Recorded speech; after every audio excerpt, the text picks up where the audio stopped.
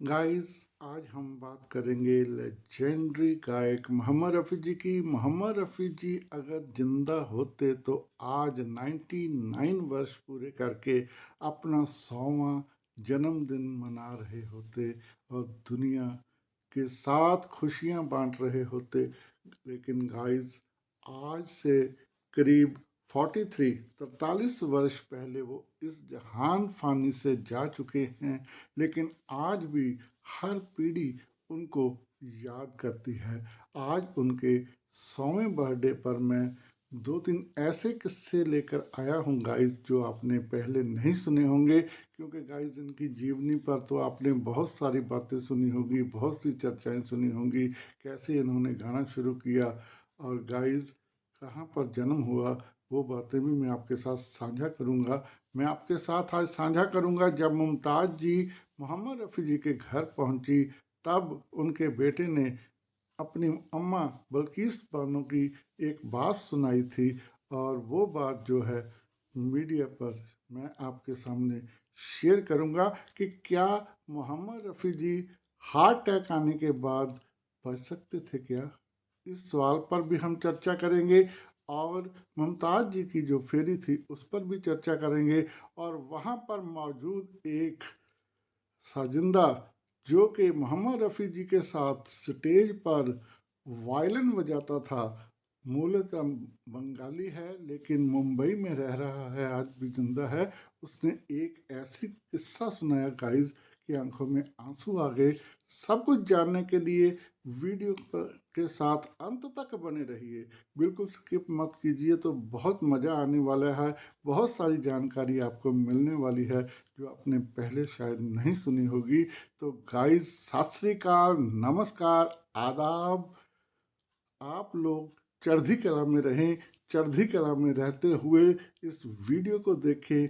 और गाइस, अगर वीडियो अच्छी लगे अंत तक देखना, लाइक ज़रूर करना और इसको शेयर भी कर देना। गाइस, वैसे मोहम्मद रफ़ी जी के किस्से बहुत सारे हैं, मैं बहुत सारी इनकी यादों को लेकर आना चाहता था। मैं चाहता था कि हमारी फैमिली थोड़ी सी बढ़ जाए, तो हम ऐसे लेजेंडों की जो है और भी लेजेंड्स की और भी बहुत सारे किस्से सुनाएंगे। चाहे मैंने पहले भी बहुत सारे लता दीदी के, आशा जी के और कई अन्य बड़े बड़े कलाकारों के सुना चुका हूँ ज़्यादा, लेकिन उनकी और अन्य बातें भी शेयर करते रहेंगे गाइज। अगर हमारा परिवार बढ़ता है, हमें मोटिवेशन मिलती है। चलिए तो वीडियो करते हैं शुरू।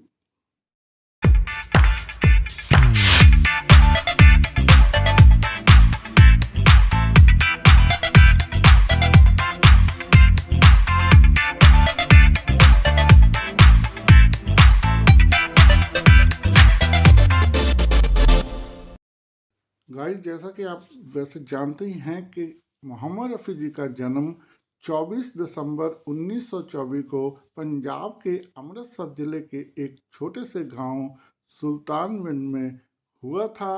और वहाँ से ही उन्होंने गायकी का जो अपना रुझान दिखाना शुरू किया था, क्योंकि उनके गांव में एक फ़कीर आता था जो भजन गाते हुए गुजरता था गलियों से। तो रफ़ी साहब भी उसके पीछे पीछे रहकर उसका जो भजन है सुनते थे, उसी को ही वो गांव में आकर दोहराते थे। गाइस, अब मैं सबसे पहले आपके साथ वो किस्सा शेयर करूंगा, क्या हार्ट अटैक आने के बाद रफ़ी जी बच सकते थे क्या। जी हाँ गाइस, आप सुनना और आप ही पूरा किस्सा सुनने के बाद इस पर फैसला लेना और कमेंट बॉक्स में बताना कि मेरे क्वेश्चन का सही आंसर क्या है।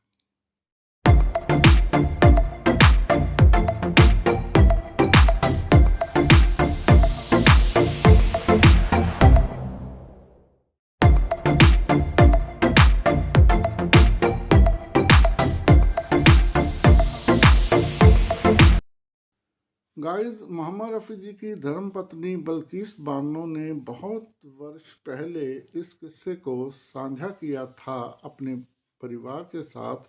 तो उनके बेटे ने ये बात अपने दिल की मीडिया से शेयर करते हुए बताया कि उनकी अम्मा बताते हैं कि मोहम्मद रफ़ी जी जिस दिन 31 जुलाई 1980 को हार्ट अटैक से पीड़ित हुए, तो उन्होंने किसी को ये बात नहीं बताई। बल्किस बानो जी की हम बात को अगर सुनते हैं तो वो बताते हैं कि जिस समय मोहम्मद रफ़ी जी ऊपर से नीचे सीढ़ियों उतरते आ रहे थे तो उनका चेहरा थोड़ा सा उड़ा हुआ था, रंग पीला था और एक हाथ उनका दाएं मतलब दिल के ऊपर रखा हुआ था, धीरे धीरे उतर रहे थे। तो किस बानो जी ने कहा कि मैंने उनसे पूछा भी कि रफ़ी साहब क्या बात है, मिजाज ठीक है, सेहत ठीक है? तो रफ़ी साहब जी ने कहा नहीं नहीं, मैं बिल्कुल ठीक हूँ, तुम्हें शंका है, मैं बस सीढ़ियाँ उतर रहा था इसलिए थोड़ा थका थका महसूस कर रहा हूँ। और गाइस उस समय उनको हार्ट अटैक जो है आ चुका था, हल्का, लेकिन वो किसी को बता नहीं रहे थे। और धीरे धीरे जब वो नीचे आए तो बिल्किस बानो ने कहा कि मैंने देखा कि वो साहिब जो हैं बहुत ही तकलीफ़ में हैं, तो मैंने बेटे को और अपने भाई को आवाज़ लगाई कि साहब को हॉस्पिटल ले चलें। और गाइस मोहम्मद रफ़ी जी आनाकानी करते रहे कि घर में ही ठीक हो जाऊंगा, डॉक्टर बुलाना है बुला लीजिए, मैं हॉस्पिटल नहीं जाऊंगा।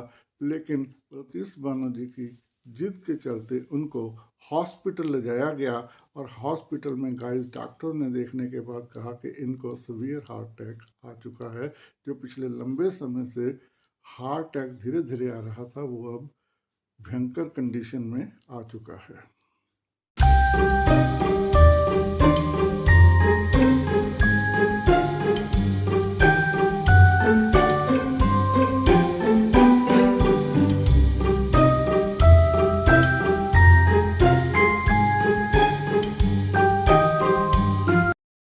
गाइस बात 1980 की है, तब भारत में अभी इतना एडवांस मेडिकल सिस्टम नहीं हुआ था, हार्ट का भी नहीं हुआ था। हार्ट की जो बाईपास सर्जरी थी उन दिनों विदेश लंदन या अमेरिका में ही कराई जाती थी, और स्टंट वगैरह डलने का भी अभी काम नहीं था। और सीवियर हार्ट अटैक आने के चलते डॉक्टर उनको बचा नहीं सके और देर शाम उनका देहांत हो गया। बल्किस बानो जी का कहना है कि मोहम्मद रफ़ी जी अपनी बात किसी को नहीं कहते थे, खासकर अपना दुख या दर्द किसी से नहीं बांटते थे, यही उनकी कमजोरी रही। और बल्किस बानो जी ने कहा कि मुझे बाद में पता चला कि लक्ष्मीकांत प्यारेलाल जी ने भी इस बात को नोटिस किया था, जब वह अंतिम अपना मेलोडी गाना जो है गाकर आए थे, रिकॉर्डिंग कराकर आए थे, तब लक्ष्मीकांत प्यारेलाल जी ने भी कहा था कि रफ़ी साहब आपकी तबीयत ठीक नहीं लगती, हम चाहते हैं कि आप डॉक्टर को दिखला लें। और बिल्किस बानो जी ने कहा कि घर आकर भी उन्होंने नहीं बताया और सारा दिन वो जूझते रहे। और जब ज़्यादा हालात बिगड़ गए तब उनको अस्पताल ले जाया गया, तो डॉक्टर बचा नहीं पाए। अगर एक दिन पहले जैसे उनको महसूस हो रहा था कि कुछ अंदर गड़बड़ चल रही है, एक दिन पहले ही हम चले जाते तो शायद मोहम्मद रफ़ी जी जिंदा रहते। तो गाइस एक बहुत ही दरवेश इंसान जिनके अंदर इंसानियत कूट कूट कर भरी हुई थी, जो लोगों की सेवा और खिदमत में आगे रहते थे और बहुत कम मेहनताना लेते थे और छोटे निर्माताओं से फ्री भी गा देते थे और लोगों की बिना परिवार को बताए आर्थिक मदद भी करते थे। लेकिन अपने बारे में कभी भी उन्होंने नहीं कहा। और परिवार के सदस्यों को यही रंजो गम है कि रफ़ी साहब अगर टाइम रहते बता देते तो शायद जिंदा होते। तो गाइस आप कमेंट बॉक्स में बताएं कि जब हमको कोई तकलीफ़ हो, कोई चीज़ हो, तो हमें ज़रूर अपने घर वालों को बताना चाहिए। हमें मतलब शोर मचा देना चाहिए, मुझे कुछ हो रहा है, शायद हमारा कोई ना कोई इलाज हो सकता है। और गाइस अंदर ही अंदर रखने से तो कई बार वो बहुत बड़ा धमाका हो जाता है। यही हुआ था रफ़ी साहब जी के साथ भी। अपने दरवेश आदत के चलते वो अपनी तकलीफ़ बता नहीं पाए, तकलीफ़ बढ़ गई और तकलीफ़ उनको अपने साथ ले गई।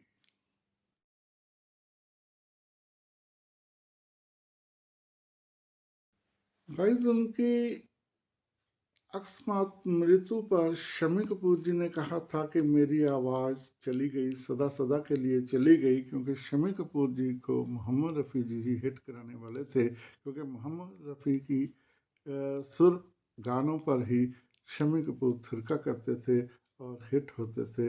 और गाइस, जिस तरह शम्मी कपूर जी के साथ एक याद है, क्योंकि वो तो उनके साथ रहे।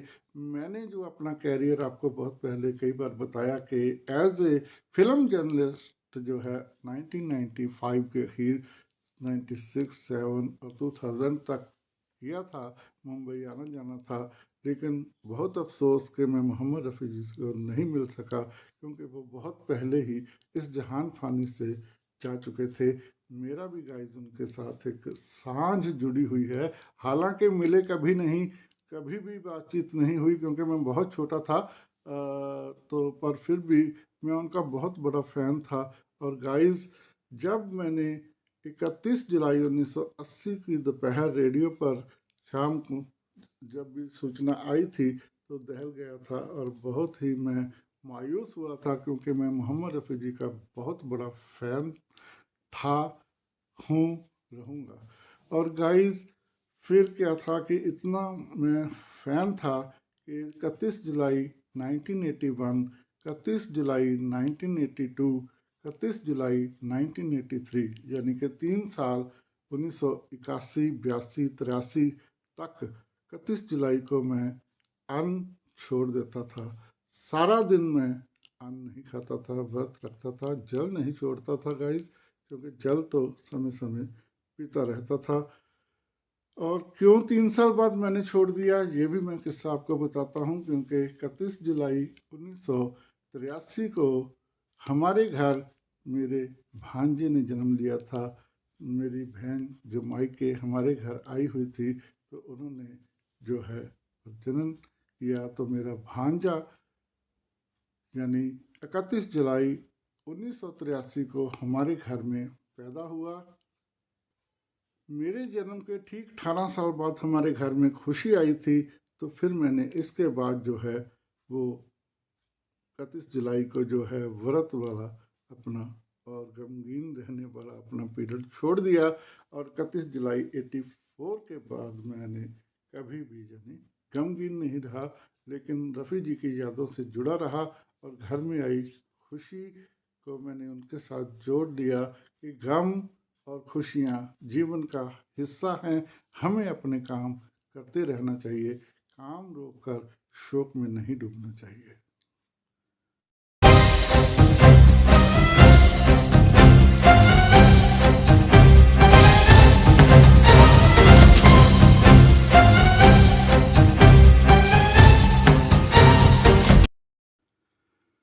गाइस, कैसे रहे ये अनसुने किस्से, आप बताना, ज़रूर बताना। अगर आपको अच्छे लगे तो थम्स अप कर देना, लाइक कर देना, स्टार दे देना और वीडियो को शेयर कर देना।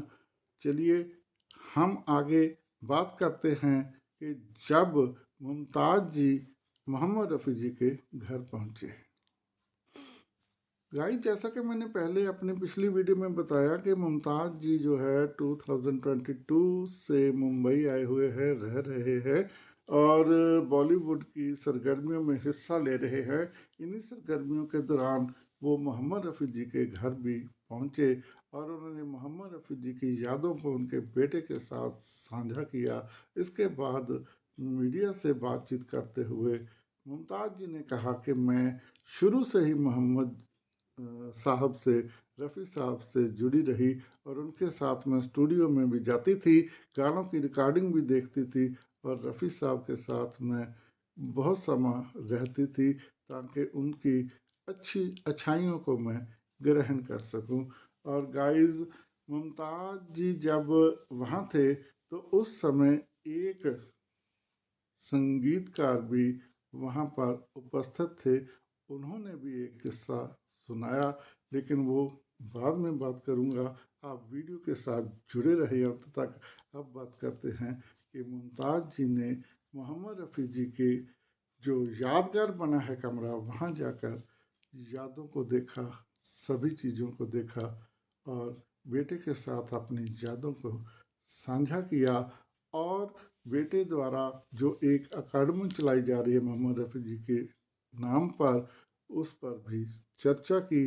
और मुमताज़ जी जो है काफ़ी समा वहाँ पर गुजारा और उन्होंने अपने आप को मोहम्मद रफ़ी के साथ समर्पित कर दिया। और गाइस, बिना बोले, बिना शब्द मतलब उन्होंने कहे, बहुत सारी बातें जो है अपनी आंखों से ही रफ़ी साहब के साथ साझा की।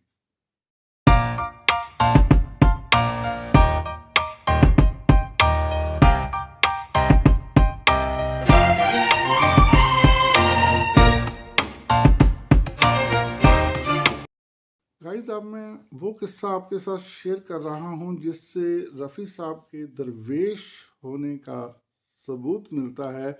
ऐसे बहुत सारे किस्से हैं गाइस, बड़े बड़े कलाकारों के साथ भी जुड़े हुए हैं, लेकिन मैं एक छोटा नहीं कहूँगा क्योंकि कोई भी छोटा कलाकार नहीं होता, कलाकार तो कलाकार ही होता है।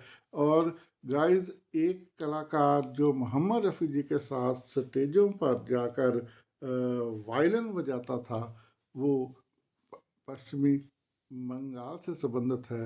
राम जी या रामू कहते थे रफ़ी साहब उनको। वो जो है आजकल मुंबई में ही रहते हैं, अभी भी जिंदा हैं। उन्होंने एक किस्सा शेयर किया कि एक बार जब वो इंग्लैंड में स्टेज शो करने के लिए रफ़ी साहब के साथ गए हुए थे, तो उनका एक एम्पलीफायर इंडिया में जब थे तो एम्पलीफायर जो है ख़राब था, बहुत ढूंढने पर भी नहीं मिल रहा था।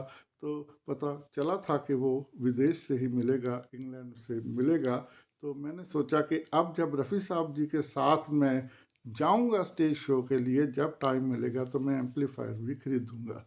तो गाइस, उस समय बताते हैं कि मैं रफ़ी साहब जी के कमरे पे गया जब एक दिन का ब्रेक था, तो मैंने जाकर रफ़ी साहब से अपनी वेदना रखी और बताया कि रफ़ी साहब, मैंने एक एम्पलीफायर लेना है और मुझे थोड़े से पैसों की ज़रूरत है। तो उन्होंने कहा कि रफ़ी साहब वहाँ पर बैठे टैची में कुछ कैश जो है गिन रहे थे, तो उन्होंने कहा बैठ रुक थोड़ा सा और मैं थोड़ा सा गिन लूँ। और उन्होंने जो है अपना कैश गिनने के बाद थोड़े से पैसे निकाले और मुझे पकड़ाने लगे। तभी उसी समय उनके साले साहब जो उनके सेक्रेटरी भी थे अंदर आ रहे थे और कह रहे, रफ़ी भाई क्या कर रहे हो? तो उन्होंने बताया कि राम जी को एम्पलीफायर खरीदने के लिए पैसे चाहिए। तो उन्होंने कहा रुको। और फिर हामिद भाई ने मुझसे पूछा कि तुम्हें कितने पैसे चाहिए, कितने का एम्पलीफायर आएगा? तो मैंने बताया कि शायद 150 या 450 रुपये तक भी लग सकती है। तो उन्होंने रफ़ी साहब से पैसे लिए और गिना तो वो 2-3 हज़ार था। तो उन्होंने कहा कि रफ़ी साहब, आप बिना गिने पैसे पकड़ा रहे थे, इसको जो चाहिए इसको दे दीजिए, 500 तक दे दीजिए। तो उसने उनमें से 500 रुपये मुझे देते हुए कहा कि रामू जो जाओ ले लो तुम, और बाकी पैसे उन्होंने रफ़ी साहब को वापस कर दिए। तो राम जी बताते हैं कि मैंने भी उस समय कहा था कि हामिद भाई जी, मैंने भी गिनकर जितने चाहिए थे रखने थे, बाकी साहब को वापस लौटा देने थे। साहब जिंदा दिल हैं जो बिना गिने ही पैसे लोगों को पकड़ा रहे थे, मैंने भी ऐसे ही पकड़ कर नहीं ले जाने थे। तो उन्होंने बताया कि रफ़ी साहब बहुत बड़े दिल के मालिक थे। वो किसी की भी जब मदद करते थे तो कभी पैसे नहीं गिना करते थे। हाँ गाइस, मैंने और भी कई किस्से सुने हैं कि जब वो किसी की मदद करते थे तो कभी पैसे नहीं गिनते थे, जितने भी जेब में होते थे निकाल कर पकड़ा देते थे। क्या ऐसा दरवेश व्यक्ति आपने पहले कभी देखा या सुना?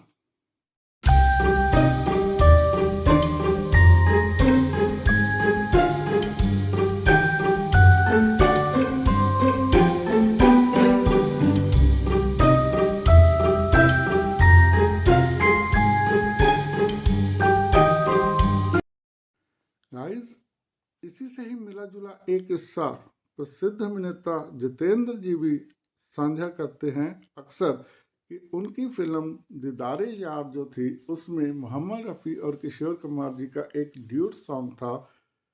मोहम्मद रफ़ी जी अपनी जो है मेहनताना 4,000 रुपया लेते थे गाने का, जबकि किशोर कुमार उस समय 20,000 रुपये लेते थे। जब ये गाना रिकॉर्ड हुआ तो मैंने दोनों गायकों को सम्मान देते हुए 20-20 हजार रुपये थमा दिए। जब रफ़ी साहब को पता चला तो उन्होंने अपने साले जो सेक्रेटरी थे हमीद जी भाई को आवाज़ लगाकर 16,000 लौटाने को कहा। तो जितेंद्र जी बोले कि शाम को हमीद भाई 16,000 रुपया लौटाने आए तो मैं बड़ा हैरान था। मैंने कहा कि मैंने अपनी मर्जी से ये दिए हैं, रफ़ी साहब ने नहीं मांगे। तो उन्होंने कहा कि हामिद भाई भी बोले कि रफ़ी साहब ने कहा कि मैं अपने हक से ज़्यादा रुपए नहीं रखूँगा, इसलिए इसको लौटाओ। तो जितेंद्र जी बोले कि रफ़ी साहब जैसा महान दरवेश व्यक्ति मैंने आज तक नहीं देखा।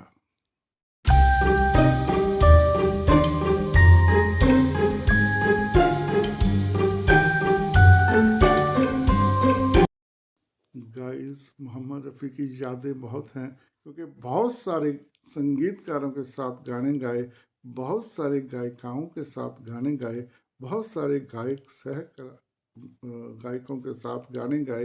तो जिन जिन से भी बात करेंगे, जिन जिन से भी इनके किस्से जो है बाहर आते रहेंगे, इनकी यादें बहुत लंबी हैं। तो हम समय समय पर इनकी यादों को लेकर आते रहेंगे।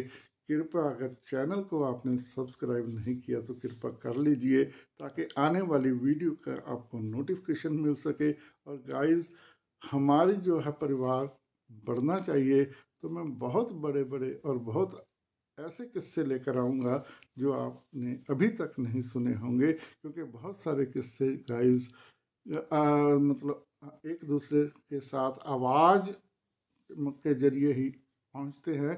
कभी वो अक्षरों के रूप में, कभी किताब या आर्टिकल के रूप में नहीं आए। तो ऐसे ऐसे किस्से जो है आपके साथ साझा करूँगा। तो कृपया इस चैनल को अपना भरपूर प्यार दीजिए, ताकि मैं और भी बढ़िया मोटिवेट होकर आपके साथ वीडियो शेयर करता रहूं।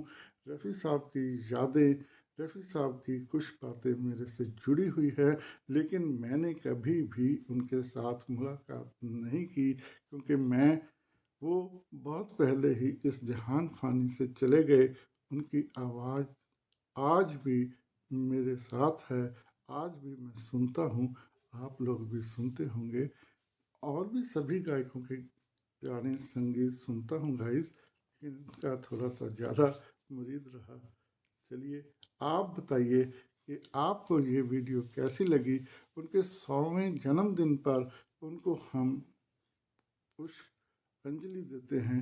उनको हम जो है इस महान दिन जब वो आए, उस महान दिन पर इस वीडियो को मैं आपके सामने लाया हूँ।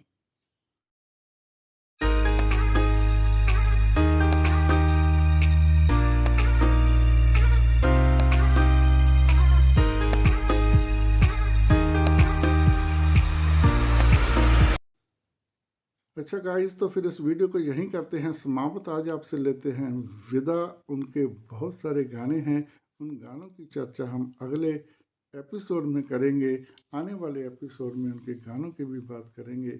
आज उनके इस गाने के साथ इस वीडियो को समाप्त करते हैं कि तुम मुझे यूं भुला ना पाओगे, जब सुनोगे गीत मेरे, संग संग तुम भी गुनगुनाओगे। बिल्कुल गाइस, ऐसे लेजेंड गायक को हम कभी भूल नहीं पाते। इनकी बहुत सारी बातें, इनकी बहुत सारी किस्सों को शेयर करते रहेंगे। अब हम लेते हैं आपसे इजाज़त। आप दीजिए इजाज़त। सत श्री अकाल, नमस्कार, आदाब। चढ़ती कला में रहो और हमेशा तरक्कियां करते रहो। ऊपर ऊपर ही उठते रहो गाइस। और अब हम लेते हैं आपसे विदा। नमस्कार, सत श्री अकाल, आदाब।